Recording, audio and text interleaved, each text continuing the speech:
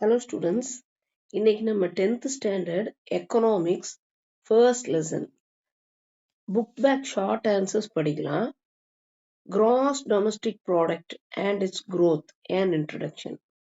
Gross domestic product அப்படின்னா ஒரு நாட்டோட மொத்த உற்பத்தி பொருட்களின் பெருமானம், உற்பத்தி பொருட்கள், அதனுடைய வளர்ச்சி. இதை பத்தி ஒரு இன்ட்ரடக்ஷன் கொடுத்துருக்காங்க இந்த லெசன்ல. Define national income. ஒரு நாட்டோட மொத்த வருமானம், வருவாய் அப்படிங்கிறது தான், ஒரு தேசிய வருவாய் அப்படிங்கிறது தான் இந்த டேர்மோட explanation. National income is a measure of the total value of goods and services produced by an economy over a period of time, normally a year. ஒரு நாட்டோட வருமானம், வருவாய் என்னன்னா அதை எப்படி அளப்போம், எப்படி மெஷர் பண்ணுவோம்னா, அந்த நாட்டுல ஒரு வருடத்திற்குள்ளான காலகட்டத்துக்குள்ள உற்பத்தியான மொத்தமான பொருட்கள், மொத்தமா செய்யப்பட்ட சேவைகள், இவைகளுடைய விலை, இதுதான் ஒரு நாட்டோட வருமானம், இன்கம்.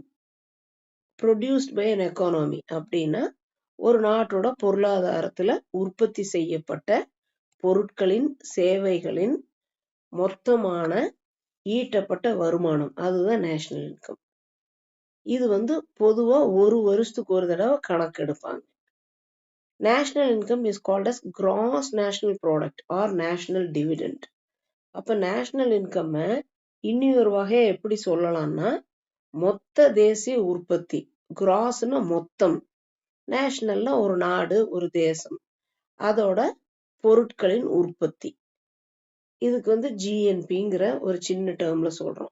நேஷனல் டிவிடெண்ட் அப்படின்னாலும் இதே மீனிங் தான். ஓகே, அப்ப கிராஸ் நேஷனல் ப்ராடக்ட் இல்லாட்டி நேஷனல் டிவிடெண்ட் அப்படின்னு சொல்றோம். What is meant by gross domestic product? Gross domestic ப்ராடக்ட்னா it is the value of output of goods and services. இப்போ ஃபர்ஸ்ட் பாயிண்ட்ல சொன்னதே தான், total value of goods and services, பொருட்களுடைய, சேவைகளுடைய மொத்த விலை. produced by the factors of production. அப்ப என்னென்ன பொருட்கள், என்னென்ன factors of production, உற்பத்தி காரணங்கள், உற்பத்தி செய்யப்பட்ட பொருட்கள், சேவைகள் எங்க, within the geographical boundaries of the country. அப்போ ஒரு நாட்டுக்கு உட்பட்ட பொருட்களின் இல்லாட்டி சேவைகளின் மொத்த வருவாய், இது வருவாய் மொத்த பொருட்களின் இல்லாட்டி சேவைகள், இதைய கிராஸ் டொமஸ்டிக் ப்ராடக்ட்னு சொல்லுவாங்க. Write the importance of gross domestic product. Gross domestic product பத்தி நம்ம படிக்கிறதுக்கும் தெரிஞ்சுக்கிறதுக்கும் என்ன யூஸ் இருக்கு, அதோட முக்கியத்துவம் என்ன? ஸ்டடி ஆஃப் எக்கனாமிக் growth, ஒரு நாட்டோட பொருளாதார வளர்ச்சியை பத்தி நம்ம தெரிஞ்சுக்கலாம். கிராஸ் டொமஸ்டிக் ப்ராடக்ட கணக்கெடுத்து பார்த்தோம்னா ஒரு நாட்டோட பொருளாதார வளர்ச்சியை தெரிஞ்சுக்கலாம். Problems of inflation and deflation, அப்போ பண வீக்கத்தை பத்தியும் பண விலக்க பத்தியும் தெரிஞ்சுக்கலாம். இன்ஃப்ளேஷன் அப்படின்னா ஒரு பொருளோட ஒரே சிஸ்டமேட்டிக்கா சப்சிக்வெண்டா ஒரே ஒரு ப்ராடக்டோட விலையேற்றம், நிலையான விலையேற்றம் தான் இன்ஃப்ளேஷன். டீஃப்ளேஷன்னா ஒரு சப்ளை அதிகமா இருக்குன்னு வச்சுக்கோங்க. இப்போ வெங்காயம், உருளைக்கிழங்குலாம் ரொம்ப அதிகமா உற்பத்தி ஆச்சு அப்படின்னா 50 ரூபாய்க்கு விற்கிற வெங்காயமும் உருளைக்கிழங்கும் 20 ரூபாய்க்கு ஆகும் இல்லையா, அது டீஃப்ளேஷன், பண விலக்குன்னு சொல்லுவோம். அப்ப இந்த இன்ஃப்ளேஷன் டீஃப்ளேஷன் சமமா இருக்கணும். ரொம்ப முன்ன பின்ன போயிடுச்சுன்னா தான் ஒரு நாட்டோட பொருளாதார வீழ்ச்சி அடைகிறது காரணமாகும். அப்போ கிராஸ் டொமஸ்டிக் ப்ராடக்ட் படிக்கிறது, தெரிஞ்சுக்கிறது, கணக்கு பண்றது இன்ஃப்ளேஷன் டீஃப்ளேஷனோட பிரச்சனைகளை புரிஞ்சுக்கிறதுக்கு ஹெல்ப்பா இருக்கும், சப்போர்ட் பண்ணும்.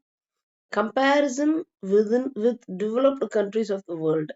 இப்போ நம்ம இந்தியாவோட கிராஸ் டொமஸ்டிக் ப்ராடக்டை கணக்கெடுத்து பார்த்தா அதை நம்ம இந்தியா கூட மற்ற developed countries of the world, உலகத்தில் இருக்கிற ஒவ்வொரு கண்ட்ரி, முன்னேற்றம் அடைந்த கண்ட்ரிகளோட நாடுகளோட நம்மளை கம்பேர் பண்ணிக்கலாம். நம்மளை அவங்களோட கம்பேர்னா ரெண்டு பேர்த்தையும் வச்சு யார் அதிகமா ப்ரொடியூஸ் பண்ணியிருக்காங்க, அவங்க எவ்வளவு ப்ரொடியூஸ் பண்ணியிருக்காங்க, நம்ம எவ்வளவு வளர்ந்துருக்கோம் அப்படின்னு சொல்லி கம்பேர் பண்றதுக்கு ஹெல்ப் பண்ணும். எஸ்டிமேட் த பர்ச்சேசிங் பவர். அப்போ ஒரு நாட்டுல பணம் இருக்கிறவங்க இருந்தா மட்டும்தான் நம்ம பர்ச்சேஸ் பண்ண முடியும், ஒன்னு வாங்க முடியும் இல்லைங்களா? பணம் இல்லாட்டி நம்ம எதுவுமே பர்ச்சேஸ் பண்ண முடியாது, வாங்க முடியாது, விலை கொடுத்து வாங்க முடியாது. அப்போ அந்த பர்ச்சேசிங் திறன், நம்ம வாங்கக்கூடிய திறனை எஸ்டிமேட் பண்ணிக்கிறதுக்கு, அளவு எடுத்துக்கிறதுக்கு இந்த கிராஸ் டொமஸ்டிக் ப்ராடக்ட் பத்தி தெரிஞ்சுக்கிட்டோம்னா ஈஸியா இருக்கும். ஸ்டடி ஆஃப் பப்ளிக் செக்டர், பொதுத்துறை நிறுவனங்களை பத்தி நம்ம படிச்சுக்கிறதுக்கு உதவியா இருக்கும். கைடு டு எக்கனாமிக் பிளானிங், அடுத்தடுத்த வருடங்கள்ல நம்ம நாட்டுக்கு பொருளாதார திட்டங்களை எப்படி வகுக்கணும், எப்படி நம்ம சப்போஸ் நம்ம எங்கேயா ஃபெயிலியர் ஆயிருந்தோம்னா அதை மேம்படுத்திக்கிறதுக்கும், கரெக்ட் பண்ணிக்கிறதுக்கும், திருத்திக்கிறதுக்கும் கிராஸ் டொமஸ்டிக் ப்ராடக்ட் பத்தி படிக்கிறது ஹெல்ப் ஆகும். பெட்டர் பண்றதுக்கு, இன்னும் நல்லா நம்ம நாட்டோட பொருளாதாரத்தை வளர்த்துறதுக்கு பிளான் பண்றதுக்கு கிராஸ் டொமஸ்டிக் ப்ராடக்ட் பத்தி படிக்கிறது ஹெல்ப் பண்ணும். What is per capita income? per capita இன்கம்னா என்ன? ஒரே பர் மந்த்துக்கு எனக்கு இவ்வளவு வருமானம் வருது அப்படின்னு சொல்றீங்க இல்லையா? பர்னால 1. அப்போ ஒவ்வொருத்தருடைய மொத்த வருமானம் தான் per capita income. ஓகே, பொதுவான வருவாய். அப்போ நாட்டுல ஒரு 1,00,000 பேர் இருக்காங்க, 1 கோடி பேர் இருக்காங்க அப்படின்னா அவங்களுடைய வருமானம். PCI or output per person, ஒரு பர்சனுடைய அவுட்புட், நாட்டுக்குள்ள அவர் சம்பாரிச்சு நாட்டுக்குள்ளேயே அவர் செலவு பண்ணின பணம், சேவை, output per person is an indicator to show the living standard of people in a country. அப்போ சராசரியா எல்லாத்துக்குமே ஒரு 1,00,000 ரூபாய் மாத வருமானம் இருந்ததுன்னு வைங்க, அது மக்களுடைய வாழ்க்கை தரத்தை, ஒரு நாட்டுல ஒரு மக்களுடைய வாழ்க்கை தரத்தை எக்ஸ்பிளைன் பண்ணும். இட் வில் ஷோ தட், அதை இண்டிகேட் பண்ணும் அப்படின்னா குறிப்பிட்டு காண்பிக்கும். அவுட்புட் பெர் பர்சன், ஒரு மனிதனுடைய வருவாய். It is obtained by dividing the national income by the population of the country. இது சிம்பிளான லைன். இப்போ 1 கோடி பேர் இருக்காங்க, 1 கோடி ரூபாய் சம்பாரிச்சிருக்காங்கன்னு வச்சுக்கோங்க. அப்போ அந்த இன்கம், அந்த 1 கோடி ரூபாய 1 கோடி மக்கள் கூட நம்ம வகுத்து பார்த்துக்கணும், டிவைட் பண்ணி பார்த்துக்கணும். அதுதான் national income. Okay, national income divided by population, மக்கள் தொகை. இது ரெண்டையும் டிவைட் பண்ணி பார்த்தா பர் கேபிட்டா இன்கமோட அமௌண்ட் நம்மளுக்கு தெரிய வரும். ஒவ்வொருத்தருடைய தனிநபர் வருமானம் தெரிய வரும். Define the value added approach with example. Value added approach அப்படின்னா ஒவ்வொரு பொருளோட மதிப்பை கூட்ட பண்ணி சேர்த்தி மதிப்பை கூட்டுற ஒரு முறைக்கு பேரு வேல்யூ ஆடட் அப்ரோச். அப்ரோச்னா ஒரு முறை, ஒரு வழி. The sum of the value added by all the intermediate goods in the production gives us the total value of the final goods produced in an economy. ஒரு பொருளாதார இடத்துல, ஒரு நாட்டுல, ஒரு மாநிலத்துல value added approach, sum of value, சம்னா ஒரு total amount. இப்போ இதுக்கு எக்ஸாம்பிள் சொன்னா ஈஸியா இருக்கும் இந்த line. A cup of tea served to you in a hotel. ஒரு ஹோட்டல்ல ஒரு டீ நம்மளுக்கு யாராவது சர்வ் பண்ணா அது ஃபைனல் கூடு, கடைசியா செய்யப்பட்ட ஒரு கூடு, ஒரு பொருள்.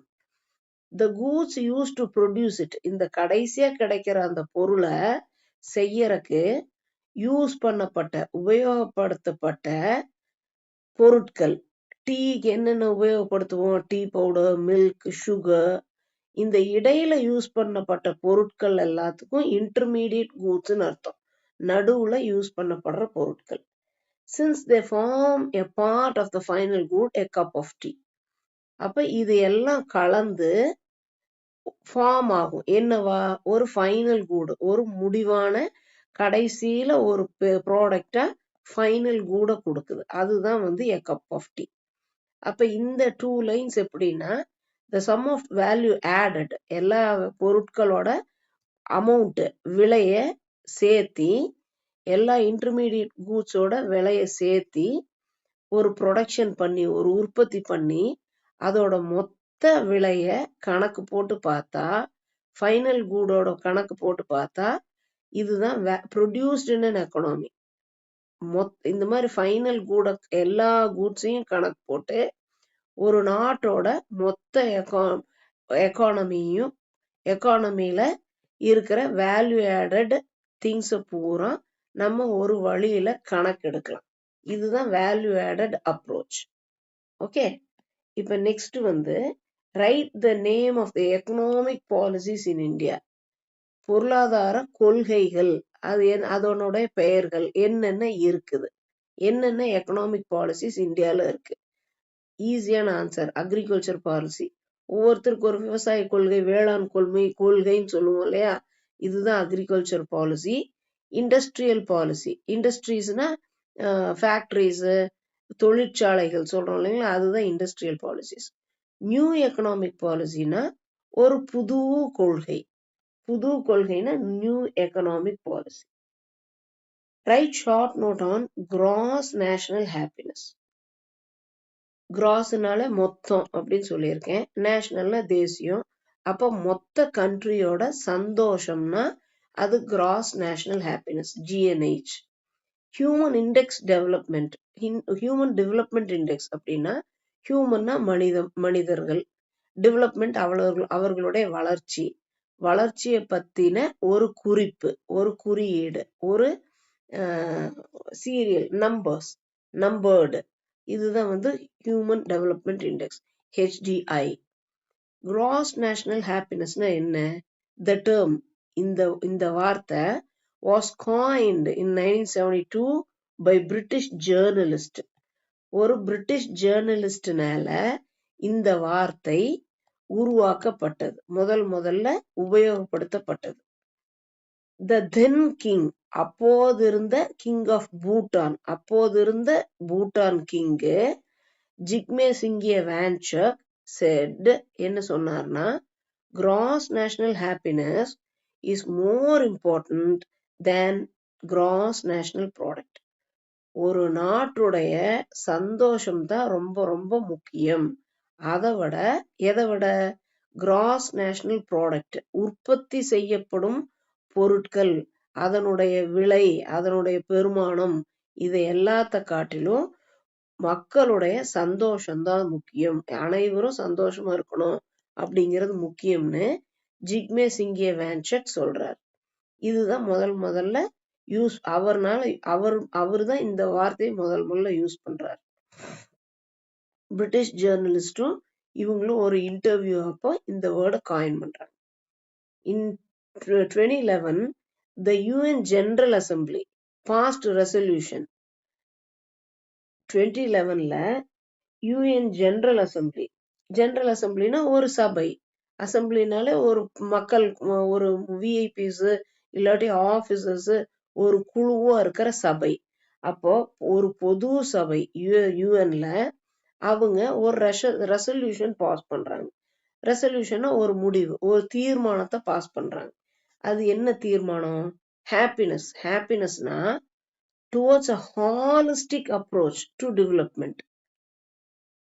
ஹாலிஸ்டிக் அப்படின்னா ஒரு முழுமையான, ஒரு முழு அப்ரோச். நம்ம எல்லாருமே வந்து டெவலப்மெண்ட்டுக்கான, ஒரு முன்னேற்றத்திற்கான ஒரு வழியை தேடி அதை முழுமையா செயல்படுத்தணும். urging member nations to follow the example of Bhutan and measure happiness and well-being and calling happiness as a fundamental human goal.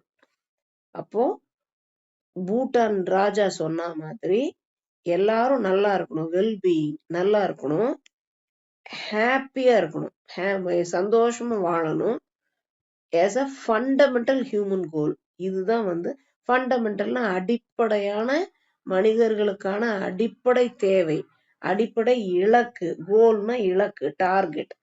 அப்போ மக்கள் எல்லாரும் சந்தோஷமா இருக்கணும் அப்படிங்கிறது தான் இலக்கா இருக்கணும் அப்படிங்கிறது தான் GNHக்கு புக்ல கொடுத்திருக்கிற எக்ஸ்பிளனேஷன். ஹியூமன் டெவலப்மெண்ட் இண்டெக்ஸ் அப்படின்னா 1920 மெஹபூப் உல் ஹக் அப்படிங்கிறவரு பாகிஸ்தான் எக்கனாமிஸ்ட், ஒரு பொருளாதார நிபுணர், எக்கனாமிஸ்ட், பாகிஸ்தான்காரரு, at the யுனைடெட் நேஷன்ஸ்ல introduced ஹியூமன் டெவலப்மெண்ட் இண்டெக்ஸ். அவர் ஹியூமன் டெவலப்மெண்ட் இண்டெக்ஸை முதல்ல அறிமுகப்படுத்துறார். HDI is a composite index of life expectancy at birth. அப்ப HDI என்ன? ஒரு காம்போசிட் இண்டெக்ஸ். காம்போசிட்னாலே காம்போசிட் அப்படின்னா எல்லாம் சேர்த்து கூட்டான ஒரு கணக்கு இஸ் கால்ட் அஸ் காம்போசிட். அப்ப அந்த காம்போசிட்டான இண்டெக்ஸ்னால ஒரு குறியீடு இல்லையா? அப்போ HDI is a composite index of life expectancy at birth. ஒரு குழந்தை பிறக்குது, அது எவ்வளவு நாள் இருக்கும், எவ்வளவு வருடங்கள் வாழும் அப்படின்னு முதல்லயே கணக்கிடுற முறை. அடல்ட் லிட்ரஸி, அப்போ படிப்பறிவு. ஸ்டாண்டர்ட் ஆஃப் லிவிங், மக்களுடைய வாழ்க்கை தரம், எப்படி வாழ்றாங்க, எந்த நிலையில, லக்ஸூரியஸாவா ரொம்ப ஏழ்மையாவா அப்படிங்கிற வாழ்க்கை தரம் is measured as a logarithmic function of GDP adjusted to purchasing power parity. அப்போ ஒரு பொருள் உற்பத்தி, GDP முதல்லயே பார்த்துட்டோம், ஒரு உற்பத்தி செய்யப்படுற பொருட்களை அதை வாங்கக்கூடிய மக்களின் தரம், பொருளாதார நிலைமை, இது எல்லாத்தையும் லாகரிதமிக் ஃபங்க்ஷன்ல கண்டுபிடிக்கணுங்கிறார். மெஷர் பண்ணணும், கணக்கிடணுங்கிறார். லாகரிதமிக் ஃபங்க்ஷன்னா அந்த லாகரிதம் மேத்தமேட்டிக்கல் கணக்கு போட்டு நம்ம இந்த பர்ச்சேசிங் பவர் பேரிட்டியையும் ஜிடிபியும் அட்ஜஸ்ட் பண்ணி ஒரு கணக்கு எடுக்கணும் அப்படிங்கிறத ஹியூமன் டெவலப்மெண்ட் இண்டெக்ஸ். இதை ரொம்ப சிம்பிளா சொல்லணும்னா, ஹியூமன் மனிதர்கள், டெவலப்மெண்ட் அவங்களோட வளர்ச்சி, இண்டெக்ஸ்னா அவங்க வளர்ந்திருக்கிற ஒரு பர்சன்டேஜ், சதவீதத்தோட நம்பர்ல எக்ஸ்பிளைன் பண்ற மேத்தமேட்டிக்ஸ் தான் இண்டெக்ஸ்.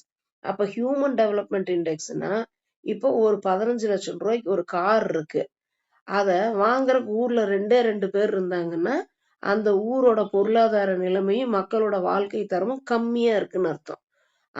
ஏகப்பட்ட பேர் வாங்குறாங்க, எல்லாருமே கார் வச்சிருக்காங்க, எல்லாரும் பைக் வச்சிருக்காங்க அப்படின்னா அந்த பர்ச்சேசிங் பவர் பேரிட்டிங்கிறாங்க இல்லையா, வாங்கக்கூடிய திறன் அதிகம்னு அர்த்தம். இதுதான் இந்த HDIக்கு எக்ஸ்பிளனேஷன். இந்த எக்ஸ்பிளனேஷன் உங்களுக்கு எல்லாம் புரிஞ்சிருக்கும் நான் ரொம்ப நம்புறேன். உங்களோட 10th ஸ்டாண்டர்ட் ஃப்ரெண்ட்ஸுகளுக்கும் கண்டிப்பா இந்த வீடியோ ஷேர் பண்ணுங்க.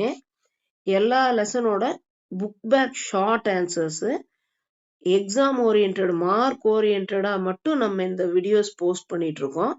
லாங் ஆன்சர்ஸும் as soon as possible, as earlier as possible நான் போஸ்ட் பண்ணுவேன். நீங்க கண்டிப்பா ஷேர் பண்ணுங்க, சப்ஸ்கிரைப் பண்ணுங்க. தேங்க்ஸ்.